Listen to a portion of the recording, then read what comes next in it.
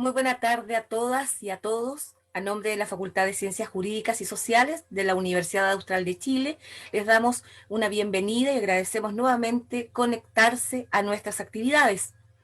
Continuamos con el compromiso que hemos adquirido durante ya 2 meses prácticamente, con la realización de actividades específicamente que estén atendiendo las necesidades de nuestras comunidades en el contexto del plebiscito que ya estamos a puertas esta semana, finalizando esta semana. Y hoy también finalizamos este ciclo de foros para una nueva constitución, que se ha organizado en forma conjunta con el Centro de Estudiantes de Derecho de Valdivia y, por supuesto, con el apoyo tecnológico de la Oficina de Vinculación con el medio de esta facultad. Les recordamos que este foro está siendo transmitido a través de la plataforma Zoom y también lo pueden ver en directo a través de Facebook Live. El foro de hoy, por supuesto, nos convoca con un tema no menos interesante dentro de todos los temas que la ciudadanía desea conocer, como es nueva constitución y aguas. Desde un modelo neoliberal a un enfoque de derechos humanos, ese es el tema de hoy, y la expositora, quien es profesora también de nuestra facultad y coeditora del volumen colectivo que publicaron nuestros docentes y que dio origen a este ciclo de foros, desde ya la saludamos y agradecemos su participación. A continuación, dejo con ustedes a la directora de la Oficina de Vinculación con el Medio de nuestra facultad, doctora Patricia Toledo Zúñiga. Muchas gracias, Alejandra. Muy buenas tardes a todos y a todas las personas que nos acompañan, tanto por Zoom como por Facebook Live. Estamos muy contentos porque estamos cerrando un ciclo de charlas muy exitoso cuando nosotros con Alejandro Flores, el presidente del Centro de Estudiantes de la carrera de Derecho en Valdivia, hace poco más de 3 meses, tuvimos esta idea conjunta de difundir y generar un espacio de difusión de información para el proceso constitucional que está viviendo nuestro país. Pues en realidad no sabíamos muy bien en ese momento con cuántas personas nos íbamos a encontrar, si este tema iba a ser realmente interesante, y la verdad es que los resultados han superado todas nuestras expectativas. Por un lado, hemos tenido un público cautivo que tanto por Zoom como por Facebook Live están siguiéndonos, pero lo que nos tiene realmente sorprendidos es la cantidad de personas que están viendo estas mismas charlas de modo asincrónico a través de la biblioteca digital de la página web de la Facultad de Ciencias Jurídicas y Sociales de la Universidad Austral de Chile, www.derecho.uach.cl. Así es que en realidad mi primera sensación es de mucho agradecimiento al público que acogió esta invitación a dialogar sobre cuestiones constitucionales por la buena acogida. También pienso en los 9 docentes, ¿no?, de la Facultad de Ciencias Jurídicas y Sociales de la Universidad Austral de Chile, que aceptaron ser parte de una de estas charlas. Hablamos de temas muy diversos: Tribunal Constitucional, género, justicia transicional, derechos sociales, etc. Y entonces, hoy día nos vamos muy contentos con la sensación de haber contribuido a difundir con esta información. Creemos que hemos contribuido a que nuestra ciudadanía esté un poco más informada, para que el próximo domingo, cuando le pregunten, ¿quiere usted una nueva constitución?, pues sepa decir si quiere o no una nueva constitución. Y sobre todo que sepa cuáles son aquellas carencias que podríamos encontrar hoy en nuestra Carta Fundamental, a fin de que tomemos una decisión informada. Una ciudadanía informada es una ciudadanía empoderada, es una ciudadanía que es capaz de exigir sus derechos. Así es que muchas gracias. Mis palabras finales son simplemente para agradecer al equipo que hizo posible esto. Por un lado, porque ha sido un encanto haber trabajado con el Centro de Estudiantes de Derecho. Lo personifico en la persona de su presidente, Alejandro Flores, pero es un equipo de estudiantes que estuvo con nosotros en este ciclo de charlas. Y además, pues por supuesto, las periodistas de la Oficina de Vinculación con el Medio, Alejandra Rodríguez, Viviana Cárdenas, y la ingeniera en informática de la Facultad de Ciencias Jurídicas y Sociales, Elsa Oliva, quienes técnicamente hicieron posible esta charla. Así es que al equipo BCM, mis últimas palabras y muchas gracias a todos y a todas, a disfrutar de la calidad de la profesora Viviana Ponce de León, que nos acompaña el día de hoy. Muchas gracias. Gracias, directora, por su saludo. Y como bien decía usted, este ha sido un engranaje, podríamos decir, casi perfecto entre esta unidad y el Centro de Estudiantes de Derecho. Así que dejo sin más al presidente de este centro, a don Alejandro Flores Quiñones, quien además de dar, por supuesto, algunas palabras al finalizar ya este ciclo, moderará este panel y también leerá las preguntas que se dirijan a la expositora a través de las diferentes plataformas de transmisión. Entonces, don Alejandro, usted tiene la palabra.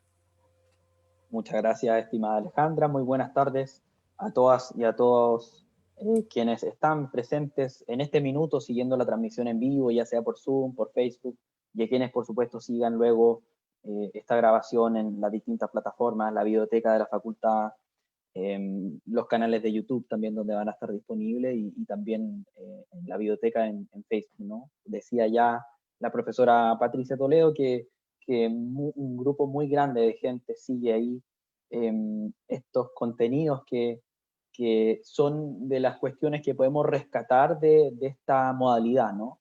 Nosotros, quiero primero quiero también sumarme a las palabras de la profesora Toledo en los agradecimientos al equipo de la Oficina de Vinculación con el Medio, porque desde un primer minuto ha creído en este trabajo conjunto entre estudiantes y profesores y profesionales de nuestra facultad para que esto pueda salir de la mejor manera posible, que es como suelen salir las cosas cuando el trabajo es hecho con responsabilidad y con mucha disciplina, ¿no?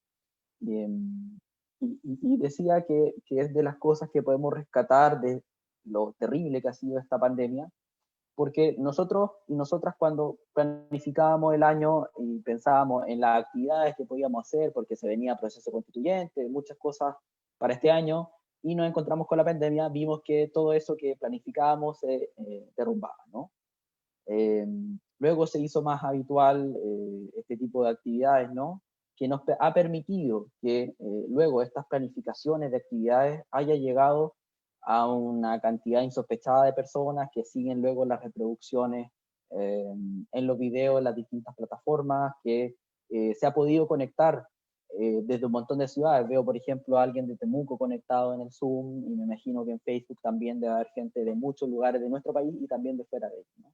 Creo que es algo que podemos rescatar de esto, que ha permitido que gente que seguramente no hubiera estado en la sala de plenarios de la facultad, si es que sería presencialmente estas actividades, y que sí se ha podido sumar. Y eso ha permitido que este trabajo del centro de estudiantes, de la facultad a través de su oficina de vinculación con el medio, haya llegado a un mayor número de personas de nuestra comunidad. Es importante y creo que también es muy icónico de esta nueva etapa que queremos para Chile, que esperamos que a partir del domingo se refuerce mucho más, de que el conocimiento también debe socializarse mucho más, ¿no? Debemos salir de las universidades, salir del campus de La Teja, por ejemplo, y entregar también a la ciudadanía, a la comunidad, este conocimiento también que siempre es muy importante para empoderar también a la ciudadanía y para entregarle también herramientas para que se forme su juicio crítico, como se ha hecho con estos foros para una nueva constitución, y que el día domingo, 25 de octubre, este domingo, en tan solo 4 días más, la gente pueda votar informada y vea también la relevancia que implica votar en un plebiscito histórico, y que nos puede permitir, por supuesto, como ya hemos dicho en innumerables ocasiones, acabar con, o empezar al menos con un proceso constituyente que nos puede permitir acabar con la constitución hecha en dictadura, ¿no?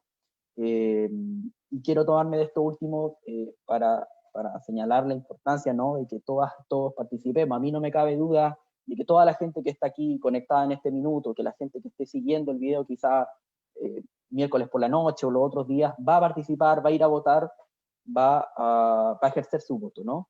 Pero creo que debemos ir más allá, ¿no? Y me imagino que todas y todos conocemos personas que están aún dudosos de votar y genuinamente aún quizá tengan dudas respecto, ¿no?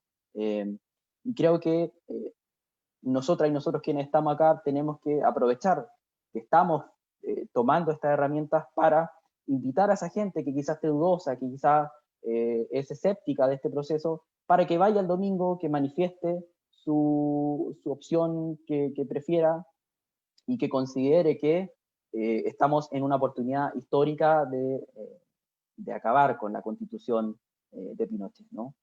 Oportunidades como estas muy difícilmente se nos puedan presentar nuevamente en el futuro y por eso es importante que nosotros transmitamos esto, que invitemos a las personas que conocemos a que voten y que ejerzan entonces su derecho a voto, ¿no? Muchas veces, por mucho tiempo en nuestro país no pudimos hacerlo, las mujeres no podían hacerlo, hoy en día los niños, niñas, adolescentes aún no lo pueden hacer, pero esperamos que en algún minuto sí lo puedan hacer.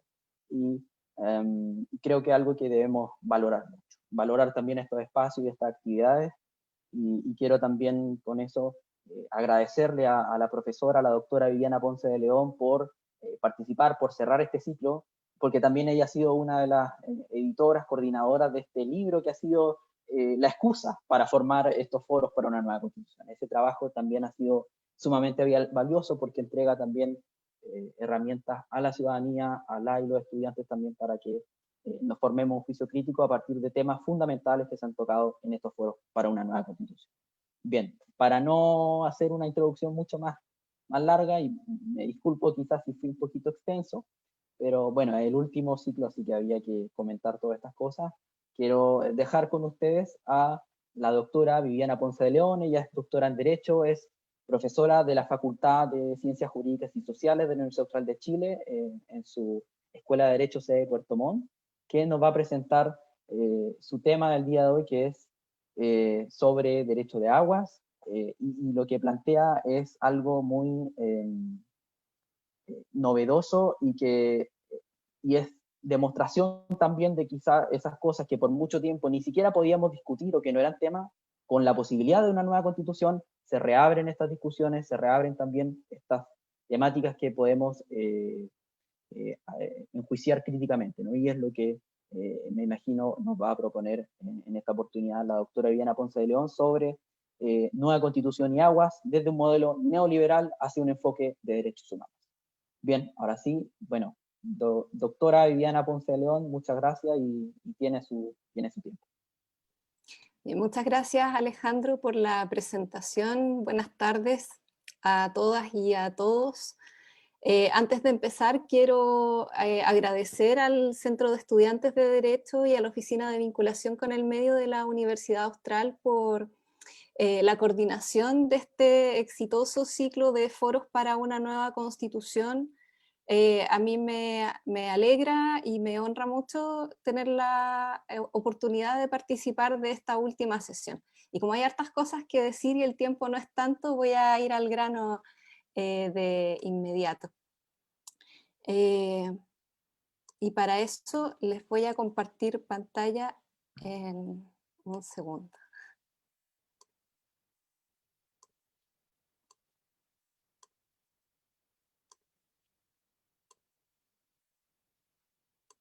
Ahí sí.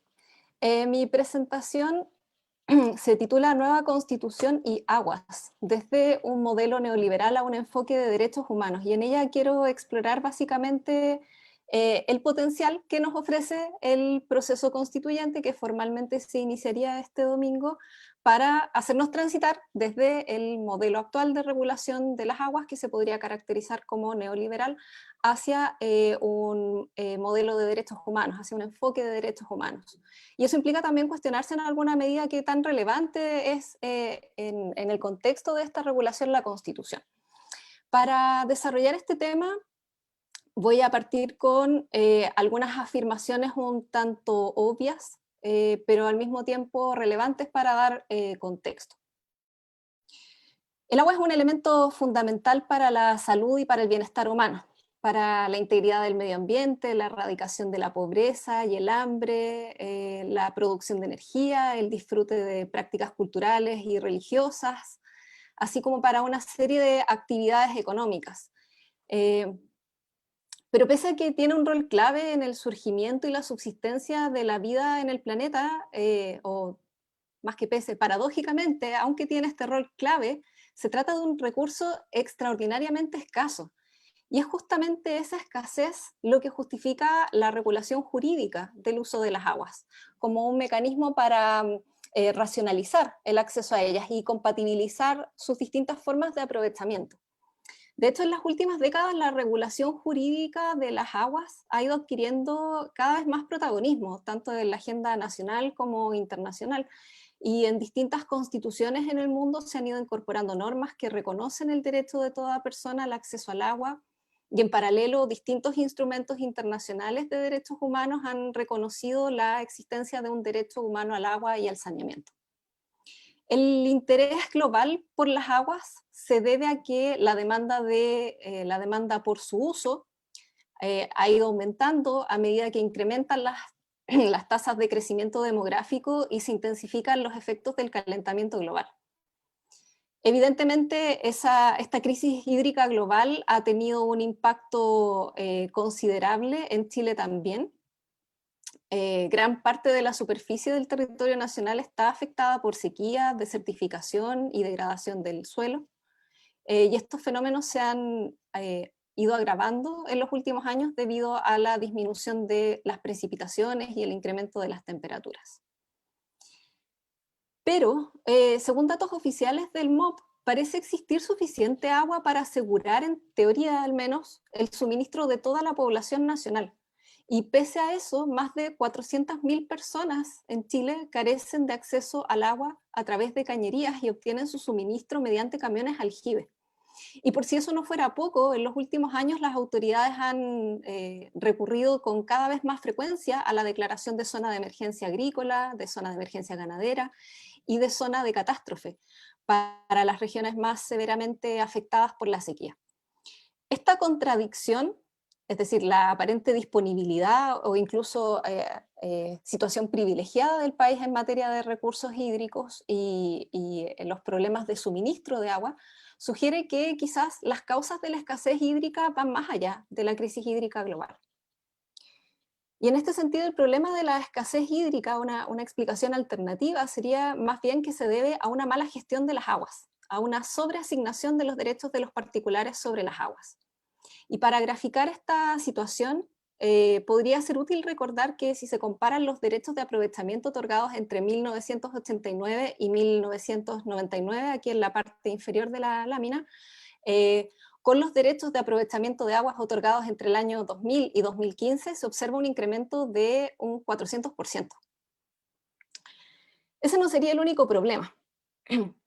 El problema radicaría además en el paradigma económico que subyace a la regulación de las aguas en Chile. Sobre este punto, parte de la literatura nacional y comparada sostiene que el modelo económico chileno ha sido fuertemente influenciado por el neoliberalismo, que es una teorización que postula que la mejor forma de alcanzar el bienestar humano es asegurando las libertades económicas de las personas mediante una protección robusta de la propiedad y del libre mercado. Y para lograr sus propósitos, el neoliberalismo se apoya tradicionalmente en políticas como la privatización, la desregulación, la reducción del gasto social y en la extensión a la vida social de conceptos o principios propios del mercado, como cálculos de costo-beneficio, eficiencia, competencia, ganancia, etc. Este es el modelo que inspiraría la regulación de las aguas en el Código de Aguas chileno. Pero quizás esta afirmación amerita un matiz porque hay que admitir que de acuerdo con este código, las aguas son consideradas como bienes nacionales de uso público. Y esto significa que tanto su dominio como su uso pertenece a todos los habitantes de la nación. De manera que ninguna persona puede atribuirse exclusivamente el dominio de las aguas ni excluir a terceros de su disfrute. Ahora, aunque por regla general los bienes nacionales de uso público pueden ser usados por todos los habitantes de la nación, es posible constituir sobre ellos títulos de uso privativo en favor de sujetos determinados. Esto significa que es posible conferir a un particular el derecho de usar de forma exclusiva y excluyente ciertos bienes nacionales de uso público a través de un acto o resolución emanado de una autoridad estatal. y con fundamento en ese acto o resolución, que en el caso de las aguas toma el nombre de derecho de aprovechamiento de aguas, el particular beneficiado puede impedir que terceros hagan uso del bien en cuestión o de una parte de él. En teoría, las aguas conservan su carácter de bienes nacionales de uso público, no obstante la constitución de derechos de aprovechamiento de aguas. Por lo tanto, el titular de estos derechos debería, el interés del titular de estos derechos debería siempre conciliarse con el interés público que está presente en el carácter justamente de bien público de las aguas. Pero, y aquí nos encontramos ya con alguna tensión importante entre interés público y privado, cuando se analizan las características del sistema de asignación de los derechos de aprovechamiento de aguas, se evidencia más bien lo contrario: una protección exacerbada del interés individual con una prescindencia casi total del interés general. Y así, por ejemplo, una vez que se formula una solicitud de constitución de derechos de aprovechamiento de aguas, el Estado tiene el deber de otorgarlo. El único criterio para preferir una solicitud sobre otra es su orden de llegada. Otros posibles criterios de asignación, como la prioridad de ciertos usos, por ejemplo, el consumo humano por sobre usos industriales o el daño ambiental, no están contemplados en la ley. Como consecuencia de lo anterior, no es posible rechazar una solicitud de constitución de derechos de aprovechamiento de aguas con fundamento en consideraciones ambientales. Solo es posible limitar o restringir el aprovechamiento de las aguas mediante el establecimiento de lo que se conoce como un caudal ecológico mínimo, que representa la cantidad de agua que no puede aprovecharse si se quiere asegurar la supervivencia de un ecosistema. Esta limitación, en todo caso, rige únicamente para aquellos derechos de aprovechamiento de aguas constituidos a partir del año 2005 y no a los constituidos con anterioridad. Como tercera cuestión, los derechos de aprovechamiento de aguas son asignados de forma gratuita, lo que significa que sus titulares no están obligados a pagar ninguna contraprestación a cambio de su otorgamiento. Son, además, libremente transferibles, con independencia de los terrenos donde se encuentran las aguas, y no conllevan un deber de uso efectivo de las mismas.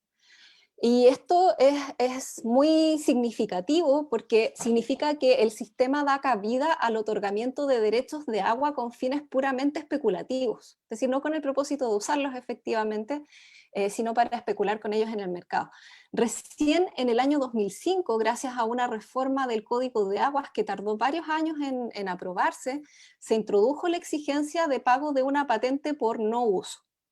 Esta patente no significa que el no uso efectivo de los recursos hídricos asignados conduzca a la extinción del derecho de aprovechamiento de agua, sino que solo da lugar a la obligación de pagar una suma de dinero. O sea, yo como titular de derechos de aprovechamiento de aguas puedo no usarlos y la consecuencia va a ser que tengo que pagar una suma de dinero. Y finalmente, los derechos de aprovechamiento de aguas tienen una duración indefinida, de modo que no se pierden por el solo paso del tiempo ni por utilizar las aguas para un fin distinto para el cual se otorgó el derecho. Y ante este panorama, parece más o menos evidente que la regulación chilena presenta ciertas características que son propias de un modelo neoliberal, que hacen virtualmente imposible conciliar el interés público de las aguas con el sistema de asignación de derechos de aprovechamiento privado sobre ellas. Dicho todo esto, lo que a mí me interesa discutir es qué rol juega aquí la Constitución, porque yo soy constitucionalista. La pregunta más bien es si acaso el problema de las aguas en Chile es un simple problema de técnica legislativa que se podría solucionar con una mera reforma al Código de Aguas, o es un problema constitucional que eventualmente pudiera ser abordado en el marco del debate constituyente, o que sería conveniente abordar en el marco del debate constituyente. En relación con este punto, la Constitución establece que los derechos de los particulares sobre las aguas, reconocidos o constituidos en conformidad a la ley, otorgarán a sus titulares la propiedad sobre ellos. La principal consecuencia del reconocimiento constitucional de un derecho de propiedad sobre los derechos de aprovechamiento de aguas es que para que el Estado pueda legítimamente privar a los particulares de estos derechos, o incluso para alterar sus características, su vigencia, su contenido, se debe seguir un procedimiento expropiatorio, cuyo propósito es garantizar que la privación esté fundada en el interés nacional o la utilidad pública y no en el mero capricho o arbitrio de la autoridad, y que se satisfacen también una serie de otros requisitos formales. Entre estos requisitos formales destaca de manera especialmente prominente la exigencia de pago de una indemnización por el daño patrimonial efectivamente causado al titular. Y quizás ustedes ya pueden empezar a imaginar que el reconocimiento de los derechos de aprovechamiento de aguas como objetos de propiedad, unido a la exigencia de pago de una indemnización en caso de privación o de modificación, prácticamente hace a estos derechos inmunes frente a la acción estatal. Para comprender esta afirmación, puede ser ilustrativo considerar que el valor de los derechos de aprovechamiento de aguas, expresados en la medida de 1 litro por segundo, puede llegar a ascender a más de 150 millones de pesos en ciertas localidades de Chile. Aquí en la lámina aparece una captura de pantalla del sitio www.aguacircular.cl, donde ustedes pueden ver en primer lugar en la esquina superior derecha el valor del que les estoy hablando. Obviamente hay variaciones, pero el punto es que ante estas cifras astronómicas, es difícil imaginar patrimonio fiscal alguno capaz de solventar el pago de las indemnizaciones expropiatorias necesarias para recuperar las aguas o destinarlas a fines distintos que los que actualmente se les dan. Y otras alternativas a la expropiación no están exentas de costos igualmente elevados. Entre los años 2010 y 2016 el Estado destinó cerca de 92 millones de pesos al arriendo de camiones de suministro de agua potable para abastecer a la población de comunas sin acceso al agua o en situación de escasez hídrica. Y en la misma línea de ideas frente a la sequía severa que afecta a la provincia de Petorca, el MOP inició un proceso de compra de derecho de aguas que considera una inversión de cerca de 17 millones de pesos en un lapso de 5 años. Para terminar con esta parte de la presentación, me parece importante también destacar que la disposición que otorga a los titulares de derechos de aprovechamiento de aguas la propiedad sobre ellos, esto es el artículo 19, numeral 24, inciso undécimo, bien digo, de la Constitución, integra el capítulo tercero de la Carta Fundamental. Y este capítulo requiere para su reforma del voto favorable de los 2/3 de los diputados y senadores en ejercicio. Es un quórum sumamente alto. Y en parte eso explica que pese a que en los últimos 30 años se han presentado varios proyectos de reforma constitucional para abordar esta problemática, ninguno de ellos ha prosperado. Entonces, pareciera que efectivamente hay aquí un problema constitucional. La regulación neoliberal de las aguas está sobre todo en el Código de Aguas, pero el problema es que la Constitución viene a blindar, a inmunizar frente a la acción política, a la acción democrática, deliberativa, eso que está consagrado en el Código de Aguas.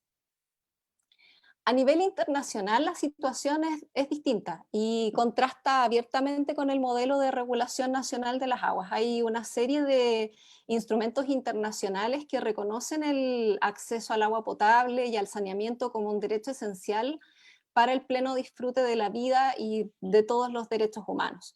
Y junto con ellos, que reconocen el derecho al agua como derecho autónomo, también hay otros instrumentos que consideran el derecho al agua y al saneamiento como proyección de otros derechos humanos, como la vida, la salud o la preservación del medio ambiente, que son los que aparecen en esta lámina.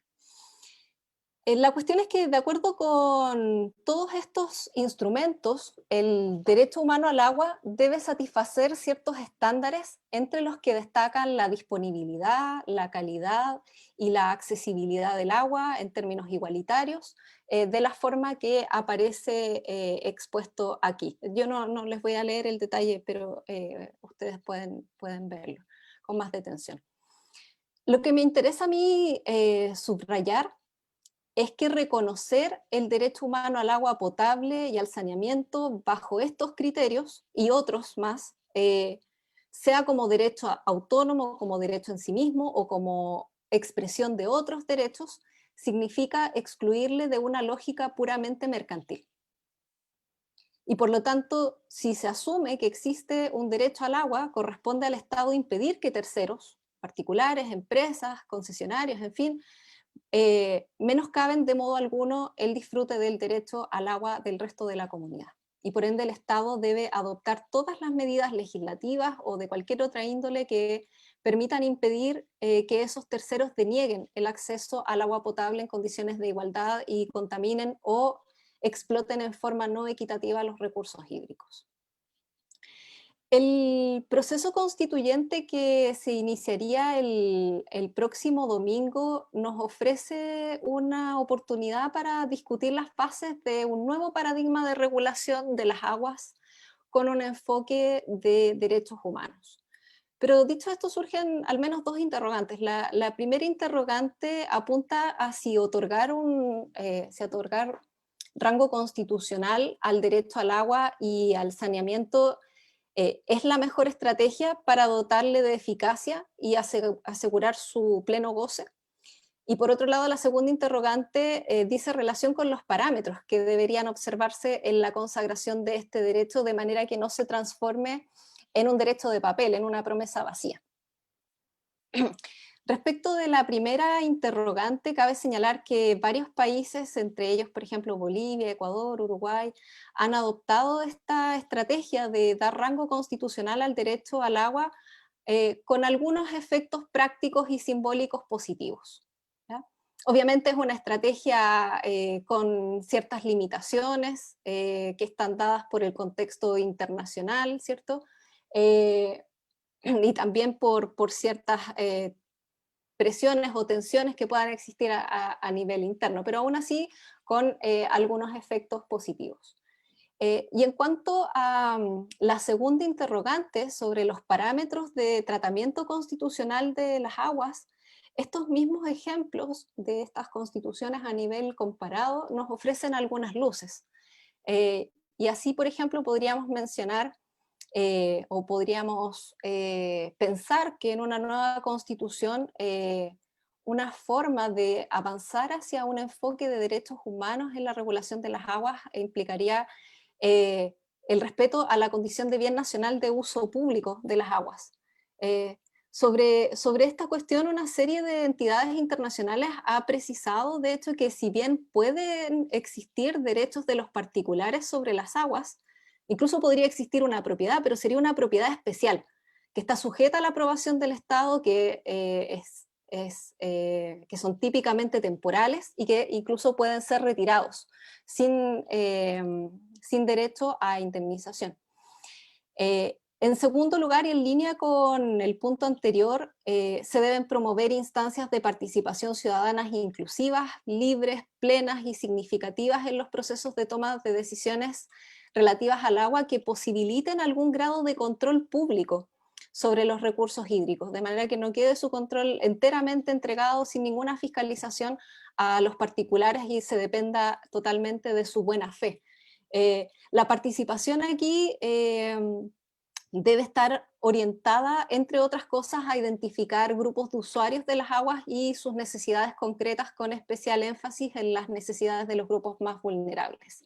Y como tercera cuestión, es necesario adoptar medidas que aseguren la accesibilidad y la asequibilidad de las aguas, o sea, su accesibilidad, digamos, en términos económicos, a grupos vulnerables. Y entre tales grupos, por ejemplo, destacan mujeres, enfermos crónicos, personas con discapacidad, niños, niñas y adolescentes, adultos mayores, pueblos originarios, minorías étnicas, migrantes, personas privadas de libertad y poblaciones rurales. Y finalmente parece indispensable admitir que el crecimiento económico coexiste con otros valores sociales, culturales, ambientales y que en ocasiones el primero simplemente debe ceder ante los segundos. En honor al tiempo voy a quedar hasta acá y luego podemos seguir discutiendo en la ronda de preguntas y comentarios. Así que muchas gracias a todos y todas por su atención.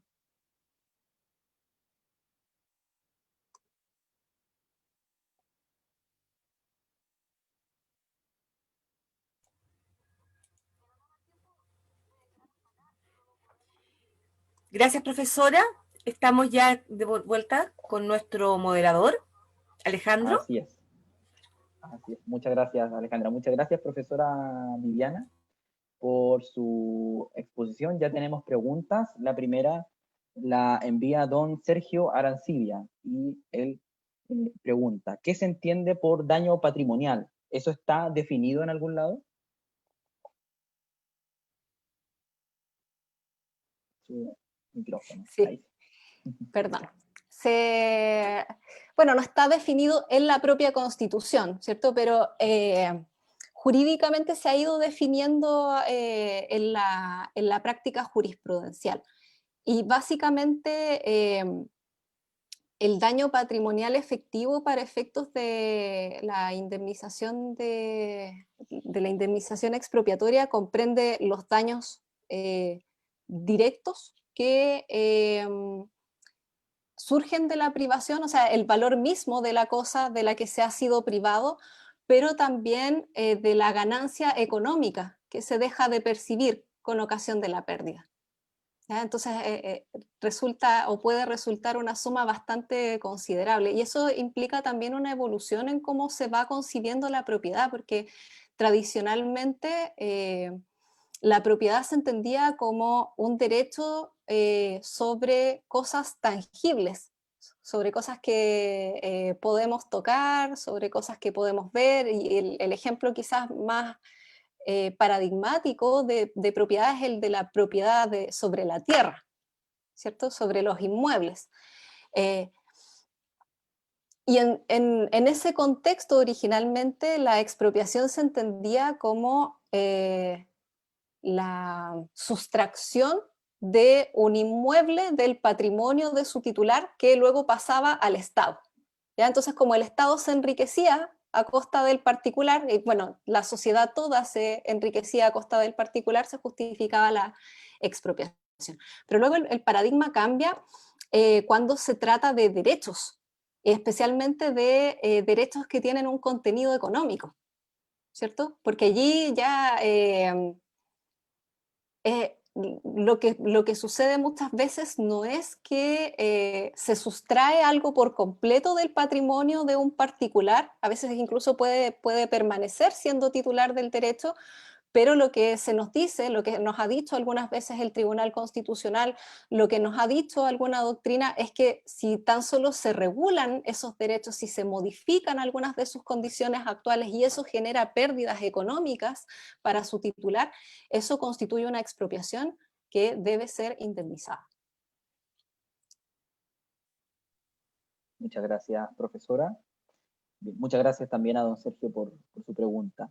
Tenemos otra pregunta de Cristian Salamanca. Él pregunta, si se cambia la Constitución, el derecho al agua, viéndolo tal como en el Código de Aguas, como bien nacional de uso público, donde exista un acceso universal a este bien, ¿cómo afectará a la actual gestión de aguas? ¿Habría primero que modificar por completo el Código de Aguas? Nos pregunta Cristian Salamanca.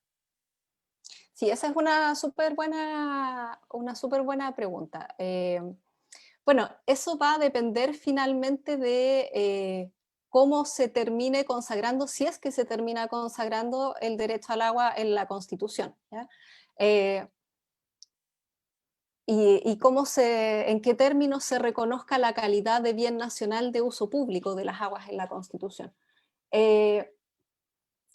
Pero suponiendo que estuviéramos en un escenario así como el de Eslovenia, no sé si alcanzaron a ver el texto en la lámina, que es una de las normas más completas, ¿cierto? Que dice que es un bien nacional de uso público, que está retirado del mercado, en fin, y una serie de cuestiones más.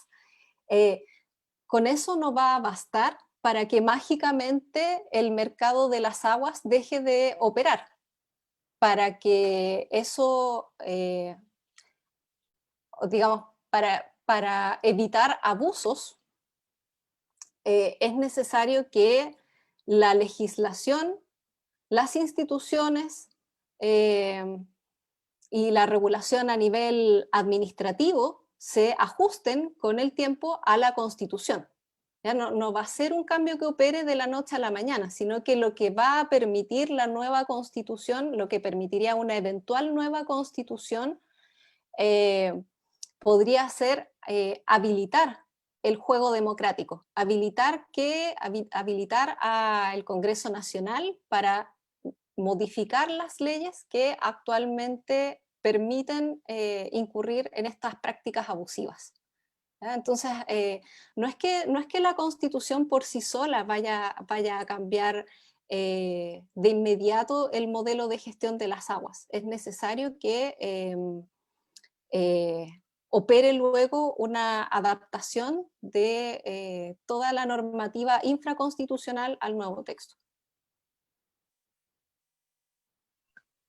Bien, muchas gracias, profesora. Muchas gracias también a Cristian Salamanca por su pregunta. Bien, tenemos otra consulta que nos llega desde las distintas plataformas de esta transmisión, que es relacionada con la sentencia de la Corte Interamericana de este año, donde reconoce el derecho al medio ambiente sano y el derecho humano al agua, ¿no? En las comunidades indígenas, miembros de la asociación LACA-ONTAD con Argentina. La pregunta es si es que tiene este estándar que ha desarrollado o que ha mencionado la Corte Interamericana en esta sentencia, tiene que ser el parámetro que tenga la Convención Constitucional quizá. Podemos ver quizá que la Convención Constitucional, donde dependiendo de quiénes la conformen, ¿no? Tengan presente el estándar interamericano sobre derecho al agua. Sí, por supuesto que es un estándar que deberían tener presente junto con todos los demás instrumentos que yo mencioné a lo largo de mi presentación. Esos son insumos sumamente valiosos para la discusión y que creo yo que son indiciarios en alguna medida de digamos, el futuro de la regulación de las aguas a nivel comparado. Y por lo tanto, aprovechar esta oportunidad para estar a la altura de esos estándares, creo que sería una oportunidad que no se puede desperdiciar, que no se puede menospreciar. Muchas gracias. Carlos nos pregunta si es que debiera hacerse la distinción entre derecho consultivo y no consultivo en la misma Constitución, o si eso lo tenemos que dejar solo a la regulación ordinaria. Yo lo dejaría eso a la normativa infraconstitucional, ¿cierto? En referencia a una de las posibles clasificaciones de los derechos de aguas que se refieren a si están destinados a su consumo o no. Y me parece que es una distinción que jurídicamente puede ser útil o puede ser pertinente, y quizás no es necesario que se constitucionalice, ni que se modifique, ni que se elimine, pero en cualquier caso creo que esa discusión debería ser posterior a la de una nueva constitución. Que sí creo yo que podría pasar con una nueva constitución que obedezca a algunos de los parámetros que yo he señalado, por ejemplo, que permitiría o habilitaría al legislador ordinario para adecuar el código de aguas y, por ejemplo, establecer una prioridad de usos.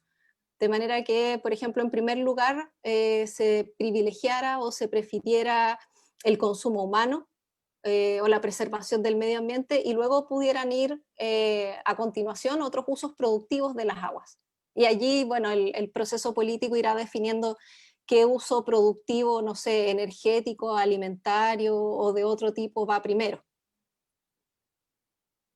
Pero Muchas gracias. nuevamente creo que esas definiciones más finas tienen que ir en la ley y no en la Constitución. Perfecto, muchas gracias a todas las personas que están enviando sus preguntas desde Facebook. Matías Lur Órdenes dice, estimada profesora, si el agua ya es considerada como un bien nacional de uso público en el Código de Aguas, ¿cuál es el objeto de consagrar esto a nivel constitucional? Desde Facebook envía Matías Lur. También es una súper buena pregunta. La Constitución en realidad no dice nada ahora acerca del carácter de bien nacional de uso público de las aguas, o no explícitamente. Lo que nos dice en el artículo 19, numeral 23, es que hay un derecho que se garantiza a todas las personas de libre apropiabilidad de todos los bienes. Esa vendría siendo la regla general, que todos tenemos derecho a apropiarnos de los bienes, de las cosas que están en el mercado. Y la Constitución establece una excepción. Bueno, establece un par de excepciones, pero para efectos de lo que interesa aquí, dice que quedan fuera de esta regla las cosas que la naturaleza ha hecho comunes a todos los hombres. Esa es la expresión que utiliza. Y a partir de eso uno podría reconstruir que la Constitución se refiere a las aguas, entre otras cosas que la naturaleza ha hecho comunes a todos los hombres, como el aire, no sé. Pero también, hecha esa excepción, la Constitución hace una nueva contraexcepción y nos dice que esta regla que excluye de la apropiabilidad a los bienes que la naturaleza ha hecho comunes a todos los hombres, puede ser a su vez exceptuada por lo dispuesto en otros preceptos constitucionales. Esos otros preceptos constitucionales, para los efectos que nos interesan a nosotros hoy día, son, muy particularmente el artículo 19, numeral 24, inciso 11, ¿ya? Que nos dice claramente que sobre las aguas, sobre los derechos de aprovechamiento de aguas otorgados a particulares existe un derecho de propiedad. Entonces, teniendo en cuenta este panorama, ¿qué creo yo que se podría ganar diciendo en la Constitución, reiterando en la Constitución algo que ya existe a nivel legal, que es que las aguas son bienes nacionales de uso público? Lo que creo que se podría ganar es que se podría dar una herramienta, un insumo al legislador para que al configurar esos eventuales derechos de privados sobre las aguas, que además podrían desaparecer de una nueva constitución, pero asumiendo que permanecen en una nueva constitución.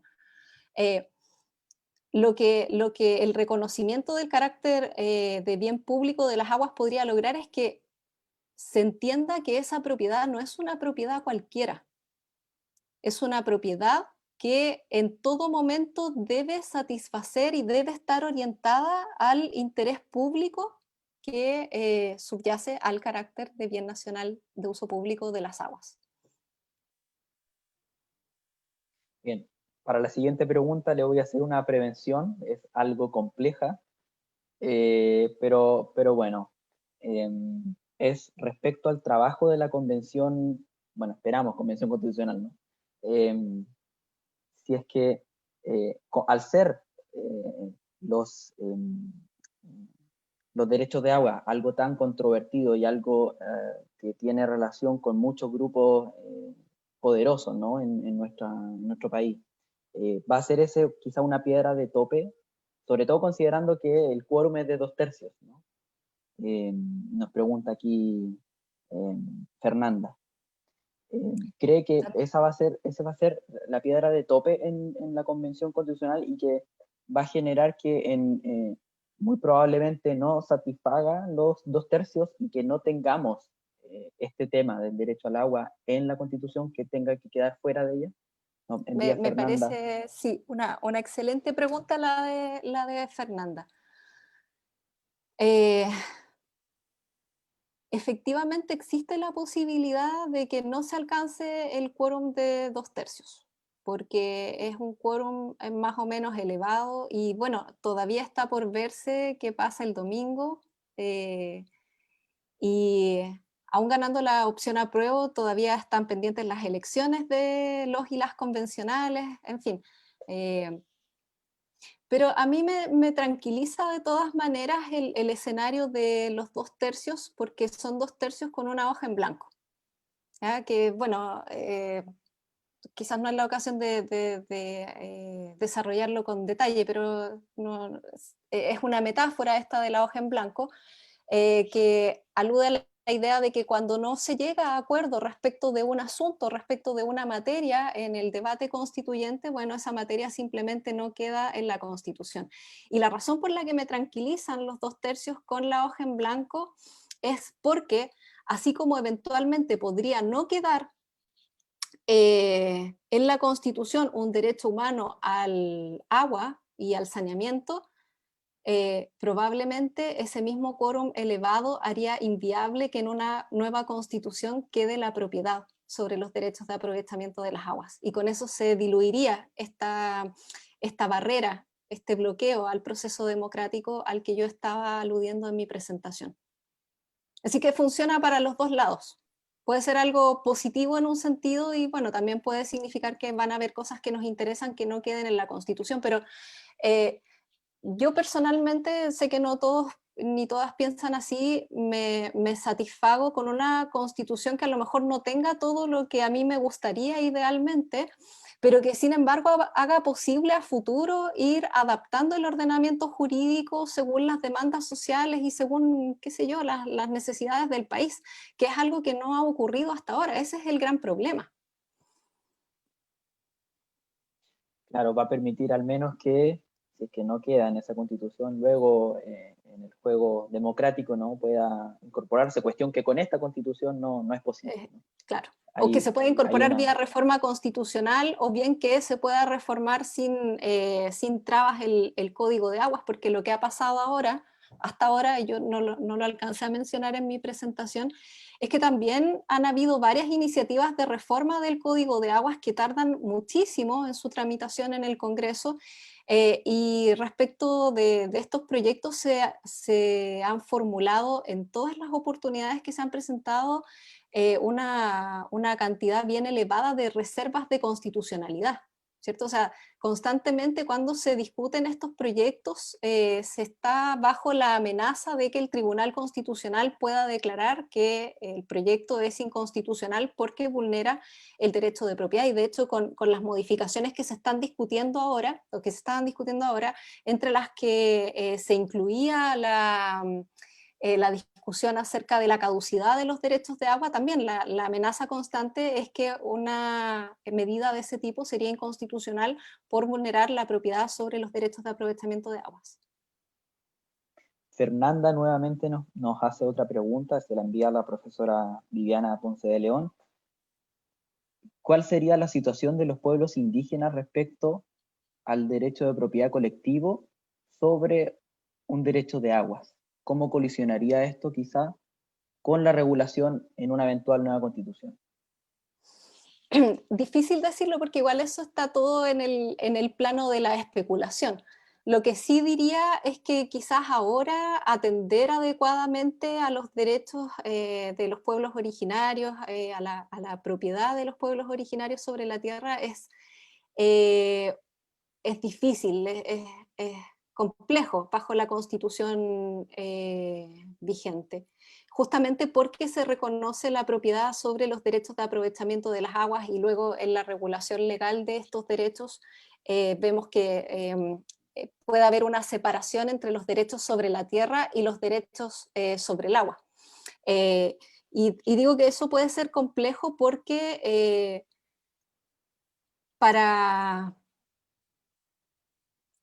digamos, desde fuera, muchas veces nosotros asumimos eso como algo más o menos natural, bueno, por lo menos quienes conocemos la distinción entre la cosa y el derecho sobre la cosa, aceptamos con cierta naturalidad esto de que se pueda separar las aguas de la tierra, ¿cierto? Y que, por ejemplo, yo pueda vender por separado las aguas de las tierras, del predio donde se encuentran, pero para los pueblos originarios esa no es una cuestión trivial, porque hay una interconexión muchas veces profunda para ellos entre los distintos elementos que componen el ecosistema.